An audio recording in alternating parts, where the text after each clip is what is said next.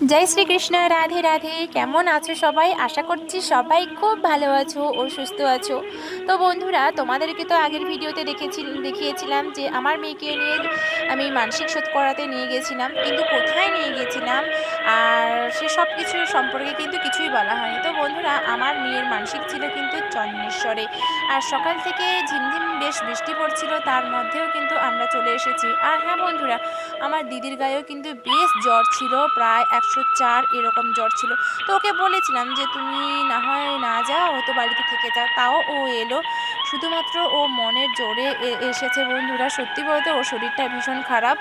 আর এদিকে দেখো আসার পরে আমরা কিন্তু সোজা চলে এসেছি এখানে চোখে ন্যাড়া করাতে। ওর মানসিক যে চুলটা আছে সেটা মহাদেবকে দেওয়ার জন্য চলে এসেছি। তো ওখানে বললো যে পুকুর থেকে আগে মাথাটা ভিজিয়ে নিয়ে আসতে, তারপরে মুন্ডন করাবে। তো দেখো আমি ওর মাথাটা কিন্তু ধুয়ে তো নিয়ে চলে এসেছি, কিন্তু এখানেই এসে মানে একটু সমস্যা হচ্ছে। এটা ওটা যেটা হয় আমরা তো অনেক কিছু জানি না, এখানে নানান লোক না নানান কথা বলে। তো আমরা যে সমস্যাগুলোর মধ্যে পড়েছিলাম, যাতে তোমরা সেই সমস্যাগুলোর মধ্যে না পড়ো, তো সেটাই তোমাদেরকে বলবো। আর সত্যি বলতে নানান লোকে নানান কথা বন্ধুরা।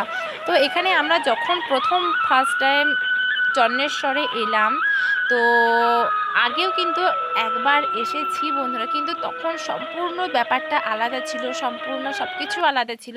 আমি রিজুর বেলায় এসেছিলাম, মানে আমার দিদির ছেলের সময় এসেছিলাম, তখন সম্পূর্ণ আলাদা ছিল। মেন যে মন্দির সেখানে নিয়ে গিয়েছিল এবং সেখানে নিয়ে গিয়ে পুজো হয়েছিল। তবে এখন সব কিছু পাল্টে গেছে, জায়গার পরিবেশ সব কিছু পাল্টে গেছে বন্ধুরা।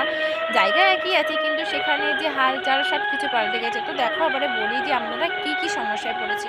তো প্রথমেই আমরা আসতে এখানে যেখানে টিকিট কাউন্টার, তো সেখানে গেলাম। আমাদের কাছ থেকে নিয়েছে 600 টাকা না 650 টাকা মতো নিয়েছিল, এবং ওখান থেকে বলেছিল যে তোমাদেরকে কোথাও কোনো টাকা দিতে হবে না, শুধুমাত্র নাপিতকে যদি পারো তো 20-30 টাকা দিয়ে দিও, আর কিছু লাগবে না, সিদা টিদা কিচ্ছু লাগবে না। তবে হ্যাঁ, আমার এখানে আসার পরে আমাদেরকে বললো যে বাবা মা দুজনকে বসাতে হবে। তো মানে এটা একটা ব্যবসা, বুঝতে পেরেছো, বাবা মা দুজনকেই বসতে হবে। তো আমি বললাম যে দেখো তোমরা তো বাড়ি থেকে স্নান করে এসছো, তো এখানে নাপিত যখন তোমার মানে নাপিতকে ছুলে কিন্তু স্নান করতে হবে, তো তোমার এখানে জামা কাপড়ও নেই, তো বাদ দাও, তোমাকে আসতে হবে না, আমি নিজে নিয়েই বসছি। তো সেটা তো হলো। তারপরে উনি চাইলেন যে সিদা। তো ওখানে বললাম যে দেখো ওখানে সিদার কথা কিছু বলা হয়নি, ওখানে যা দেওয়ার সব কিছু দেওয়া হয়ে গেছে। তো উনি বললো যে না, সিদা না দিলে হবে না। তো অনেক কথা বলার পরে তারপরেও ও চুপচাপ মানে চুলটা ন্যাড়া মুন্ডন করানো হলো, ন্যাড়া করানো হলো ওকে। আর আমার মেয়ে কিন্তু ন্যাড়া করানোর সময় চুপচাপ বসেছিল। আর সত্যি বলতে আমার একটু কষ্ট হচ্ছিল আমার মেয়ের জন্য। আমার মেয়ের হেয়ারগুলো আমি ভীষণ যত্ন করেছিলাম, কিন্তু সেগুলো মহাদেবকে দিতে হচ্ছে। তবে হ্যাঁ, এক মনেই দিয়েছি যে মহাদেবকে বলেছি আমার মেয়েকে ভালো যেন রাখে, আমি ওনার মানসিকটা শোধ করে দিলাম। তারপরে দেখো 50 টাকা দিয়ে দেওয়া হয়েছে, তারপরেও কিন্তু উনি কোনো কথা শুনছে না, ওনাকে আরও দিতে হবে। তো ওটা করে করে তারপরে লাস্টে দেওয়া হলো। তারপরে বলি বন্ধুরা, গিয়েছি এলাম আমরা মানে পুজো দেওয়ার সময়। তো তারপরে তো স্নান টান করানো হলো। তো পুজো দেওয়াটা কি হয়েছে অবশ্যই তোমাদেরকে যখন ব্রাহ্মণকে দেখাবো তখনই বলবো। তো চলো, নেড়া তো হয়ে গেছে। তো এই সব নিয়ে না অনেক কিন্তু গবেষণা হচ্ছিল বন্ধুরা। আমরা যেটা ভুল করেছি, তোমরা চেষ্টা করবে যে তোমরা যতই বাড়ি থেকে স্নান করে আসো না কেন সবাই, তবুও এইখানে এসে তোমরা স্নান করে নেওয়ার চেষ্টা করবে। সবাই যারা যারা আসবে স্নান করে নেওয়ার চেষ্টা করবে, এটাই তোমাদের সবথেকে ভালো হবে। কেননা মন থেকে একটা মানসিক শোধ করতে এসছো, তো সেটা সব কিছু শুদ্ধভাবে করে নেওয়াটা উচিত, যেটা আমাদের হয়নি। তো ফার্স্ট টাইম তো তো বুঝতে পারিনি। আর আমরা কোথাও থেকে কারো কাছ থেকে কোনো মানে পরামর্শ নেবো যে এরকমটা কোনোদিন মানে এরকম মাথায় কোনো আসেও নি। তো বন্ধুরা দেখো সবাই মিলে চলে যাচ্ছি এবারে।